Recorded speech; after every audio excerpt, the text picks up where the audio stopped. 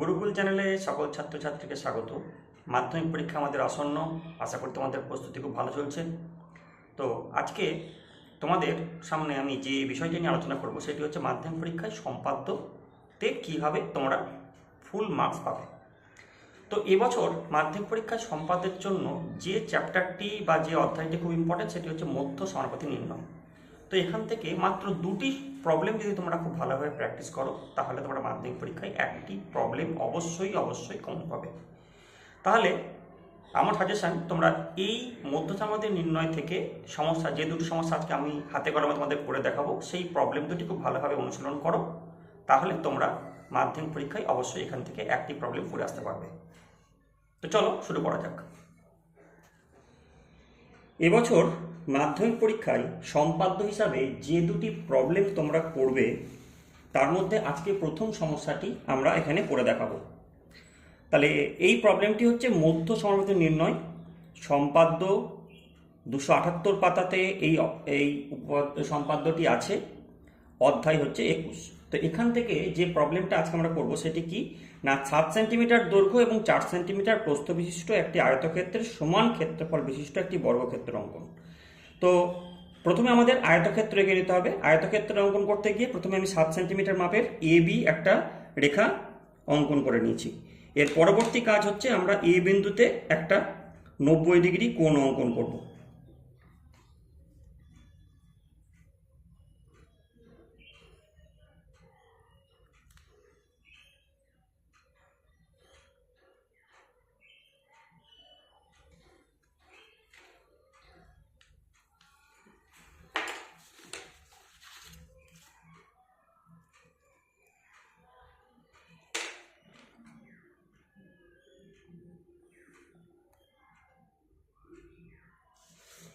নব্বই ডিগ্রি কোণ অঙ্কন করার পর তোমাকে যেটি করতে হবে সেটা হচ্ছে এখানে যে 4 সেন্টিমিটার মাপ যেটা আছে সেই 4 সেন্টিমিটার মাপের সমান করে তোমরা এখানে একটা 4 সেন্টিমিটার দৈর্ঘ্য এখান থেকে কেটে নেবে।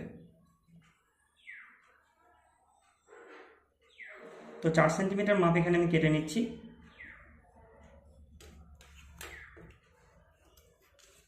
মাপটি ছোট থাকার জন্য এটাকে আমি বাড়িয়ে দিচ্ছি। বাড়িয়ে দিলে পরে তাহলে 4 সেন্টিমিটার মাপ আমরা এখান থেকে পেয়ে যাব। 4 সেন্টিমিটার মাপ কাটার পর পরবর্তী যে কাজ সেটা হচ্ছে কি না, এই 4 সেন্টিমিটার মাপ বি বিন্দুতে বসিয়ে আমি কেটে নেব এবং 7 সেন্টিমিটার মাপ যেটা নিয়েছিলাম সেই মাপটা আরেকবার নিতে হবে। নিয়ে আমরা আয়তক্ষেত্রটা এঁকে নেব। এখানে বসিয়ে আমরা আয়তক্ষেত্রটা কমপ্লিট করব। তাহলে দেখো আমাদের আয়তক্ষেত্রটা হয়ে গেছে। তাহলে আয়তক্ষেত্রটা আমরা কমপ্লিট করে নিচ্ছি।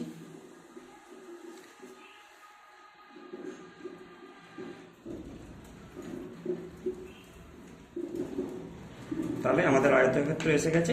এ বি সি ডি হচ্ছে আমাদের আয়তক্ষেত্র, যার দৈর্ঘ্যের মাপ হচ্ছে 7 সেন্টিমিটার এবং যথারীতি প্রস্থের মাপ হচ্ছে 4 সেন্টিমিটার।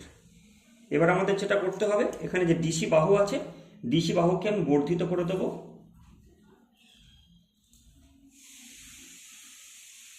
এক্স বিন্দু অবধি।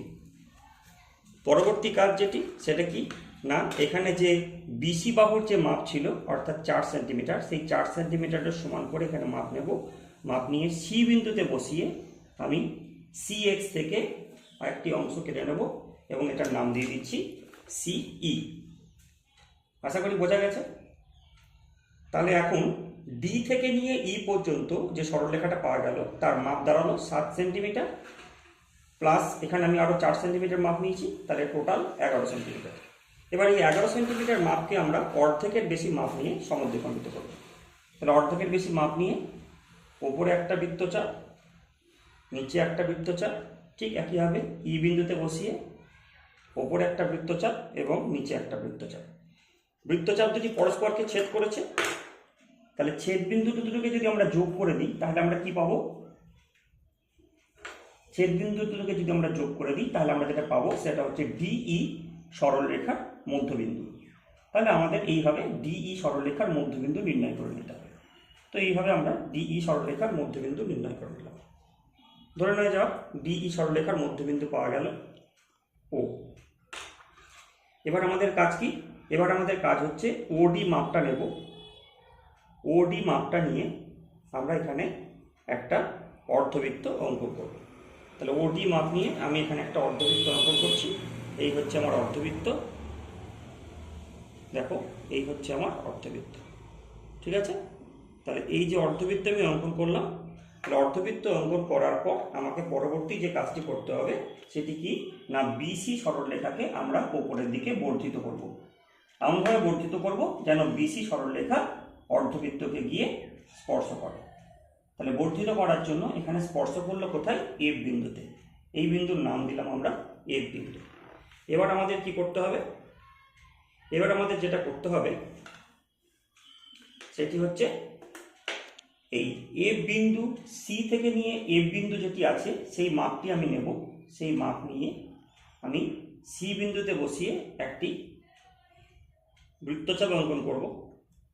তো এখানে এই মাপটি ছোট থাকার জন্য আমি এটাকে একটু মুছে বর্ধিত করে নিচ্ছি আমাদের বোঝার সুবিধার জন্য। এটাকে আমি মুছে একটু বর্ধিত করে নিচ্ছি। এটাকে বর্ধিত করার পর তাহলে আমি আরেকবার ড্র করে দিচ্ছি। দেখো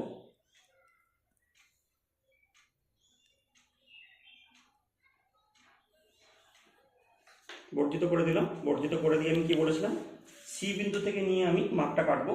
তাহলে সি বিন্দুতে বসিয়ে আমি এখানে মাপটা কাটছি। তাহলে এই হচ্ছে আমার এখানে কাটছে, এটা আমার এক্স আছে। তাহলে এখন যেখানে কাটলাম সেই বিন্দুটার নাম দিলাম পি বিন্দু, ঠিক আছে। এবার ঠিক একইভাবে পি বিন্দুতে বসিয়ে আমি ওপরে আরেকটা বৃত্তচাপ কাটবো এবং এফ বিন্দুতে বসিয়ে পূর্বের বৃত্তচাপকে কেটে নেব। তাহলে এখানে বৃত্তচাপ দুটি পরস্পরকে কিউ বিন্দুতে ছেদ করলো। এখন আমাদের সিম্পল কি করতে হবে না, এফ বিন্দুর সঙ্গে এখানে যে কিউ বিন্দু আছে সেই কিউ বিন্দুকে আমরা জয়েন করে দেবো। জয়েন করে দিলাম।